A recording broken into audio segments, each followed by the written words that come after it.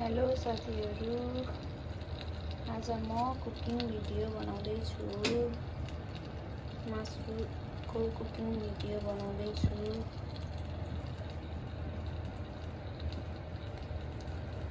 यो तेल हाल्दैछु म मासुको लागि।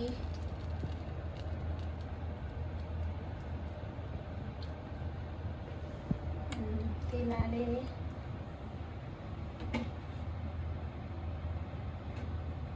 अब एकछिन तातिनको लागि छोड्दैछु म। आज म कुकिङ भिडियो बनाउँदैछु। यहाँ चाहिँ दाल पाक्दैछ गाइस, पाकिसक्यो दाल।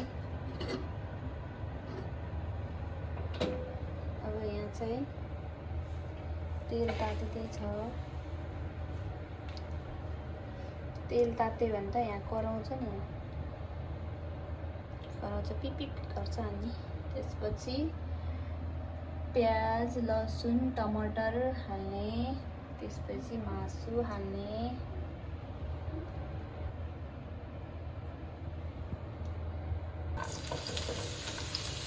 प्याज, लसुन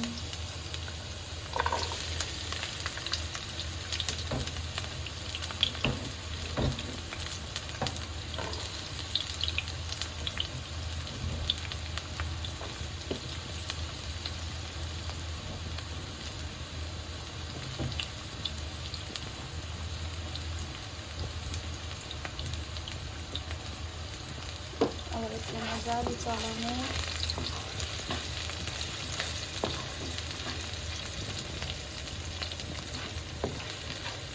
मजाले एकछिन पाक्न दिने यसलाई। अलि रातो ब्राउन कलरको भएपछि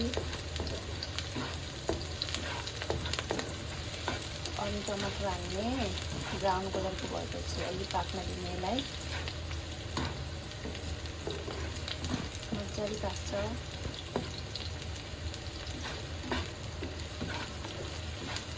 टमाटर हाल्ने।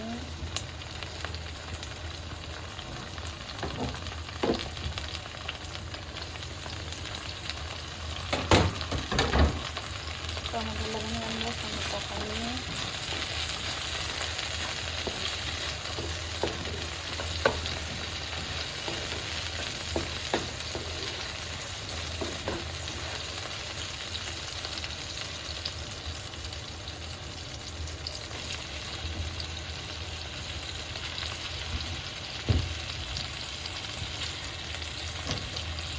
मासु चाहिँ बोल्दैछ गाइस।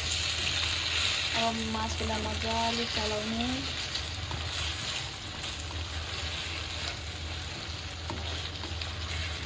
मजाले चलाउने मासुलाई।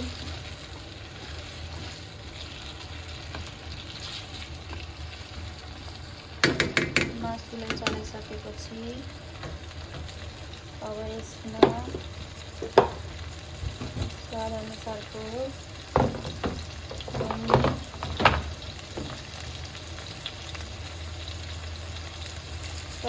नुन हाल्ने। अनि बिर्काउ हाल्ने।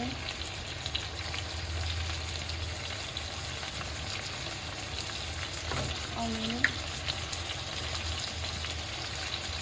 धुलो खुर्सानी हाल्ने। स्वाद अनुसारको जिरा धनियाँको पाउडर हाल्ने।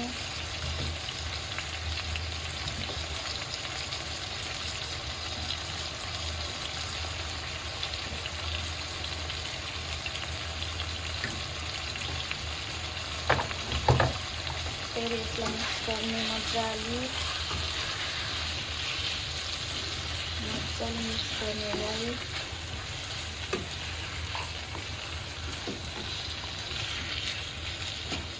मजाले मिक्स गर्ने।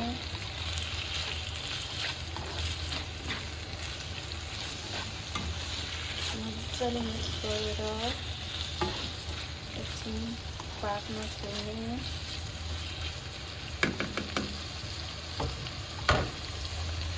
अनि यसमा चाहिँ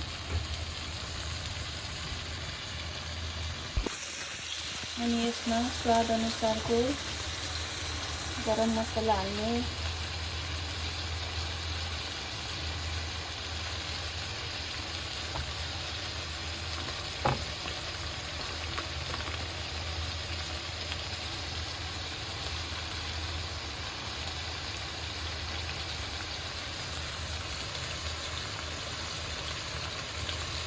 स्वाद अनुसारको गरम मसला हाल्ने,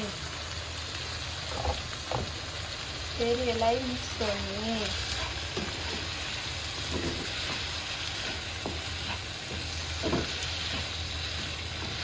मजाले मिक्स गर्ने, यसलाई मासुलाई मजाले मिक्स गर्ने।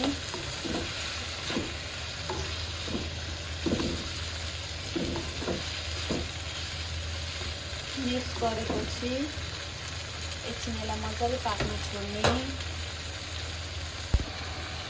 यसलाई एकछिन मजाले पाक्न दिने, 5 मिनेट जति मजाले छोपेर पकाउने। यसले मजाले छोप्ने अनि मजाले पाक्न दिने यसलाई। अनि एकछिनसम्म पाक्न दिने यसलाई। यसलाई बेला बेलामा चलाउनु पर्छ, निकालेर यसरी मजाले चलाउने। यसलाई मजाले चलाउने। पानी निस्केछ, मजाले चलाउने। बेला बेलामा निकालेर चलाउन र डढ्न सक्छ नि त यो।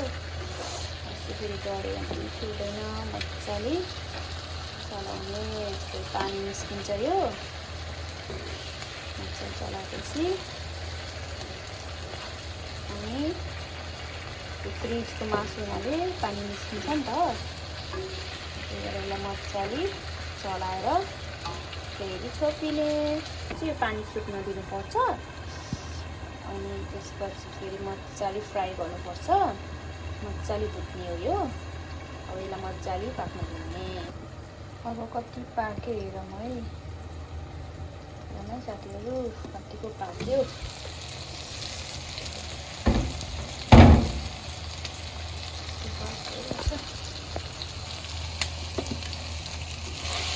हामीले पाकिरहेको छ।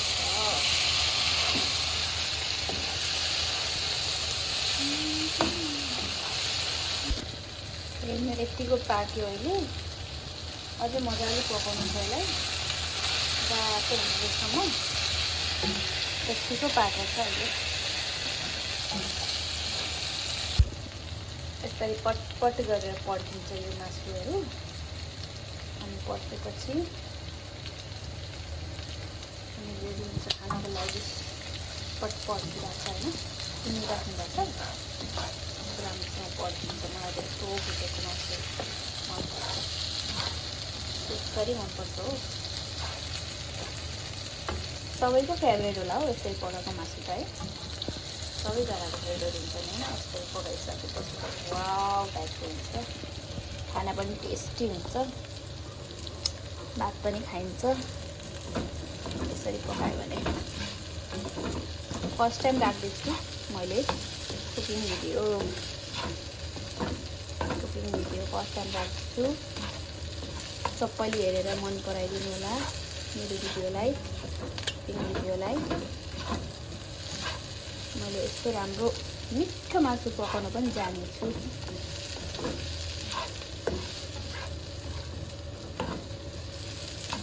रियलमा त यस्तो राम्रो देखिरहेछ क्या यो त्यसमा पनि। रियलमा चाहिँ वाउ टाइपको देखिरहेछ क्या। वाउ कस्तो देख्दा पनि यम्मी होला जस्तो देखिरहेछ क्या रियलमा चाहिँ।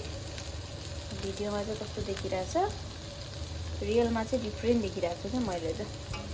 भिडियोमा भन्दा पनि रियलमा राम्रो देखिरहेछ हो यो मासु त। खाँदा पनि वाउ छ जस्तो देखिरहेछ हो। हेर्नु हजुरलाई कस्तो लाग्यो? मिठो छ जस्तो छैन? बिहाले पकाएको मासु। चलाउँदा चलाउँदा भिडियो नि कता कता जाँदो रहेछ। कस्तो लाग्यो हजुरहरूलाई? मासु कस्तो छ जस्तो लाग्यो? मिठो छ जस्तो लाग्छ कि नै? तर रियलमा चाहिँ यस्तो राम्रो देखिरहेछ कि मैले त भिडियोमा भन्दा पनि पुरै छोडिदिनु। भिडियो भन्दा पनि रियलमै राम्रो देखिरहेको छु मैले त। एकछिन यसलाई यत्तिकै छोडिदिनुपर्छ। पट पट पट कराउँछ नि मासु। हेर्नु त कस्तो देखिरहेछ मासु। हजुरहरूलाई नि खान मन लाग्यो होला है। राम्रो देखिरहेको छु। अब सबै पाकिसक्यो, रेडी भइसक्यो। मासु मात्रै हो लास्ट पकाएको। भात दाल पनि रेडी भइसक्यो। भात छ, भात पनि रेडी भइसक्यो। मासु मात्रै छ।